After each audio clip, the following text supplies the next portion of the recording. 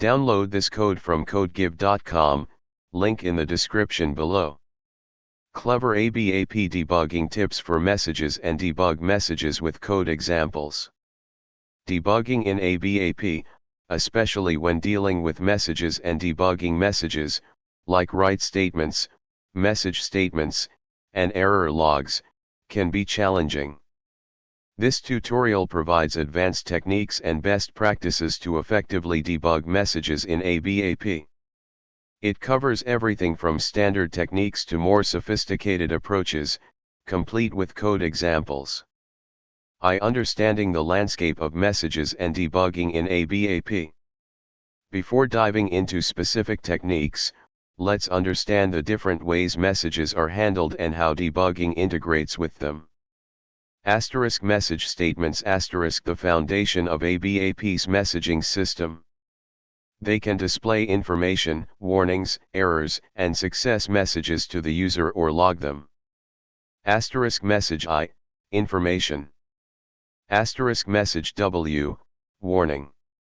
Message E, error. Message S, success.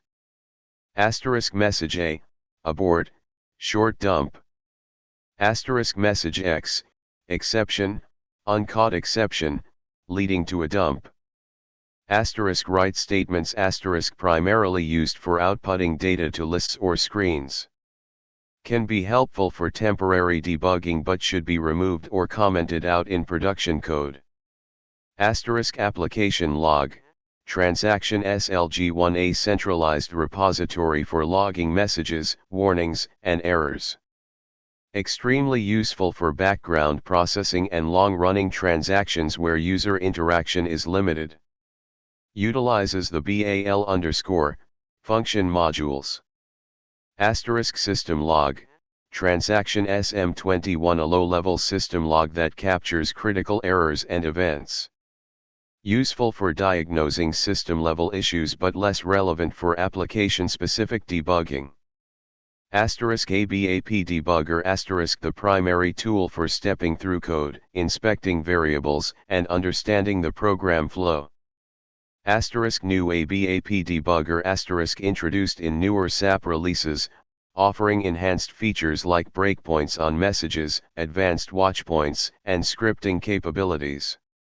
Breakpoints. Halting program execution at a specific line of code. Essential for focusing on relevant sections. Watchpoints. Halting execution when a specific variable's value changes. Useful for tracking down the source of unexpected modifications. Runtime analysis. Transaction SAT/SE30 provides insights into performance bottlenecks and code coverage. Can indirectly help with debugging message issues by identifying performance-critical sections that might generate errors. 2. Basic debugging techniques for messages. 1. Setting breakpoints at message statements. This is the most straightforward approach. Set a breakpoint directly on the message statement to inspect the values of variables used in the message text. When the code executes and reaches the breakpoint, the debugger will stop, allowing you to examine the values of LV_material, LV_quantity, and other relevant variables. Pay close attention to how these values are used to construct the message. 2. Using watchpoints. If you suspect that a variable's value is being changed unexpectedly, use a watchpoint to monitor it. This is especially helpful when the message text is based on a variable that's modified in multiple places. In the debugger, right-click on LV_status and choose Create Watchpoint. Now, whenever the value of LV_status changes, the debugger will pause, showing you the exact line of code where the modification occurred. This helps pinpoint the source of the unexpected value. 3. Checking SYMSGID, SYMSNO, SYMSGV1, SYMSGV4*. After a message statement, the system fields SYMSGID, message class, SYMSNO, message number, and SYMSGV1 to SYMSGV4, message variables, are populated. These fields contain the information used to build the message text. Inspecting them can be useful if the message is not appearing as expected. If the message class or number are incorrect, you'll know that the wrong message is being triggered. The message variables will contain the values that are being passed to the message text. 3. Advanced debugging techniques. 1. Breakpoints on messages in the new ABAP debugger *. The new ABAP debugger, available in newer SAP releases, offers the ability to set breakpoints specifically on message statements based on criteria like message class, message number, or message type, example only break on error messages. Accessing the new debugger use transaction ABAP, new debugger or set the use new ABAP debugger option in your user settings, transactions 3. Setting a message breakpoint 1. Start the debugger. 2. Go to breakpoints-breakpoint at message. 3. Enter the message class, message number, and optionally, the message type. You can use wildcards, for partial matches. 4. Click Set.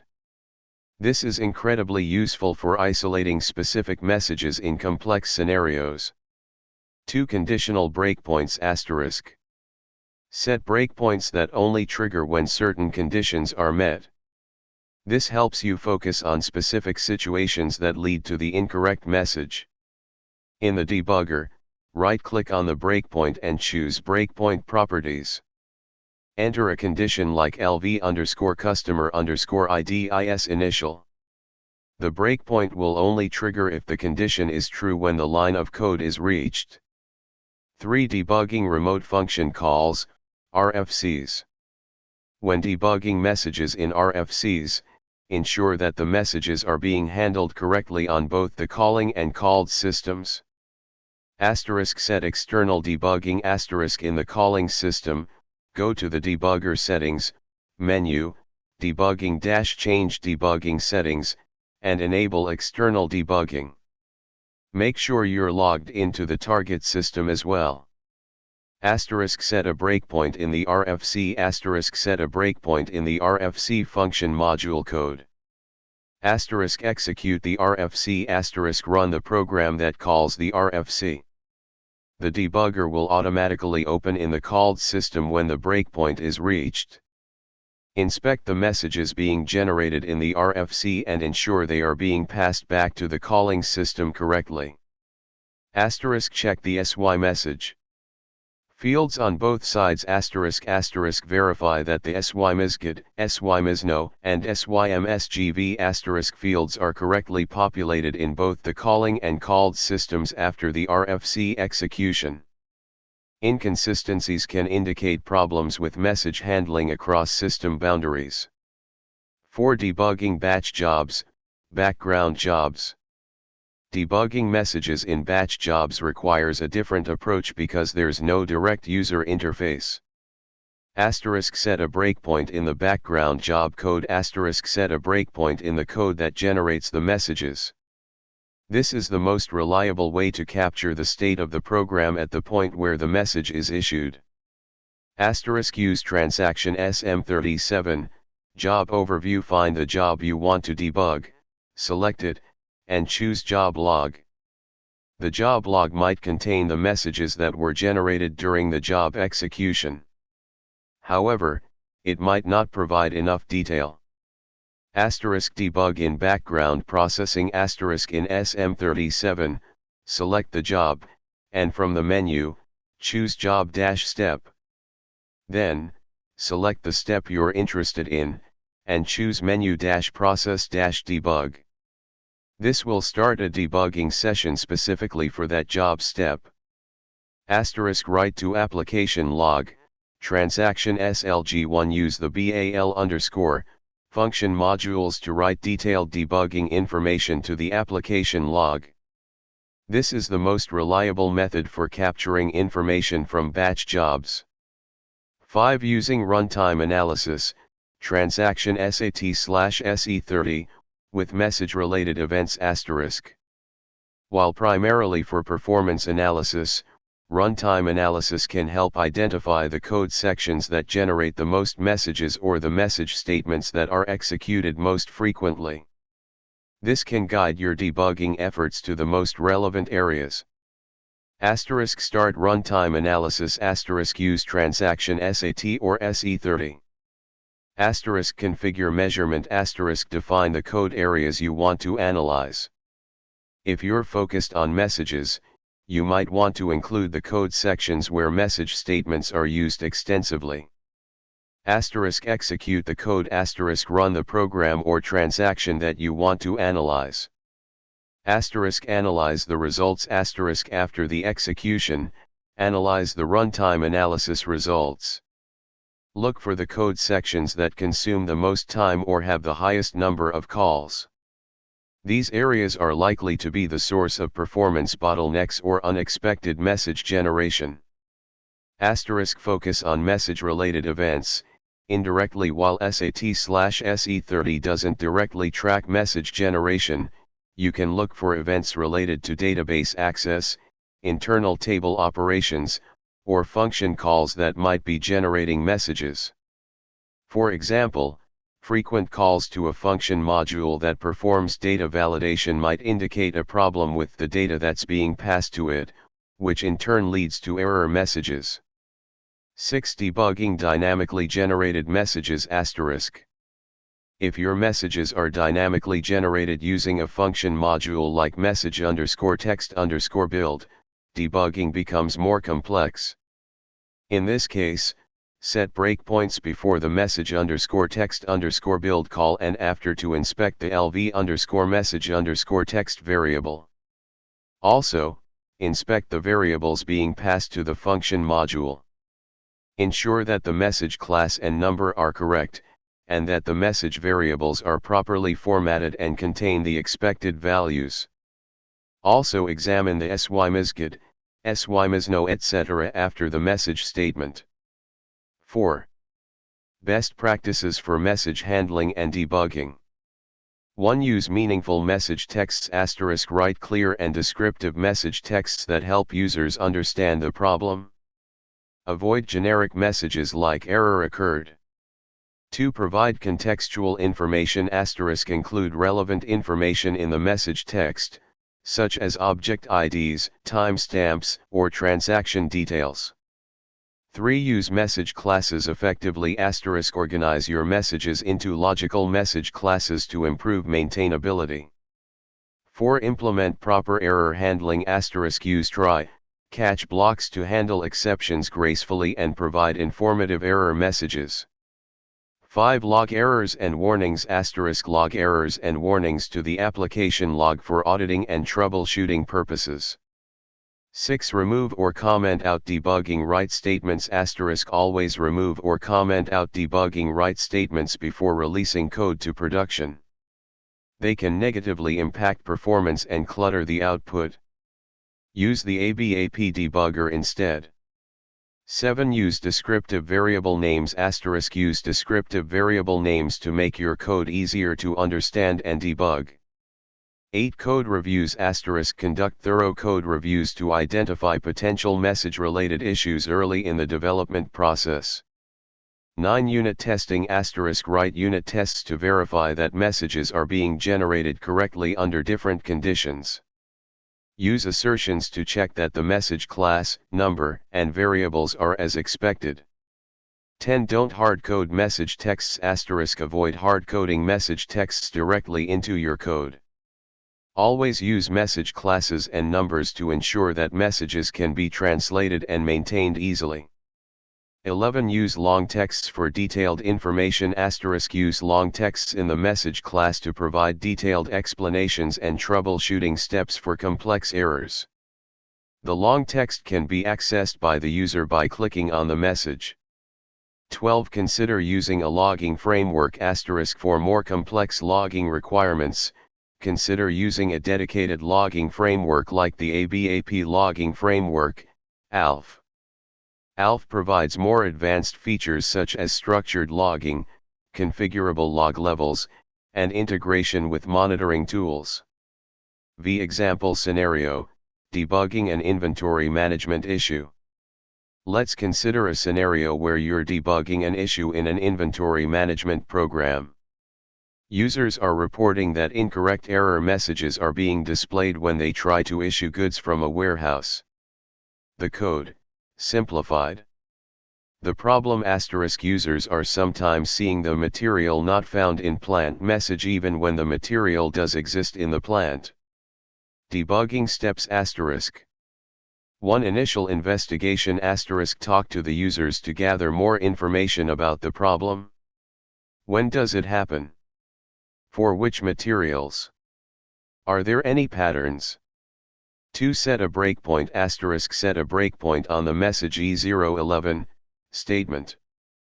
3. Run the code * execute the code with a material that is known to exist in the plant. 4. Inspect variables * in the debugger, examine the following variables. *LV_material_ID, is the material ID correct? *LV_stock, what is the value of LV_stock after the select statement? Is it 0 or a positive value? *SY_subrc, what is the value of SY_subrc after the select statement? Is it 0, success, or 4, material not found? *works, is the plant 1000? 5. Analyze the results *. If SY_subrc is 4 *, the select statement is not finding the material in the plant. This could be due to an incorrect material ID, plant code, or a data inconsistency in the MARD table. The problem is that the plant code used may not be right for the record. If SY_subrc is 0 and LV_stock is 0 *, the material exists in the plant, but there's no stock available. In this case, the code should ideally be generating the insufficient stock message instead. The logic might be flawed. The problem might be an incomplete data record. If SY_subrc is 0 and LV_stock is a positive value *, the material exists, and there's stock available. The code should be generating the goods issued successfully message. The problem is elsewhere. 6. Conditional breakpoints * set a conditional breakpoint on the message E011 statement that only triggers when LV_material_ID is a specific material ID that's known to cause the problem. This will help you focus on the specific scenario. 7. Application log * add code to write debugging information to the application log, including the values of LV_material_ID, LV_stock, SY_subrc, and any other relevant variables. This will help you track down the problem in a more systematic way, especially if the issue is intermittent. 8. Check selection logic *. This selection may be too simple, it may be necessary to check the SLOC, storage location, to check if the materials are stored in specific locations. This adds an extra layer to debug through. Possible solutions *. Incorrect material ID * the user might be entering an incorrect material ID. Implement input validation to ensure that the material ID is valid. Data inconsistency * there might be a data inconsistency in the MARD table. The material might exist in the plant, but the record might be corrupted or incomplete. Authorization issue * the user might not have the necessary authorization to access the material in the plant. By following these debugging steps, you can systematically investigate the issue and identify the root cause of the incorrect error messages. Remember to document your findings and implement appropriate solutions to prevent the issue from recurring. By mastering these techniques and adhering to best practices, you can significantly improve your ability to debug messages and debug messages in ABAP, leading to more robust and reliable applications. Good luck.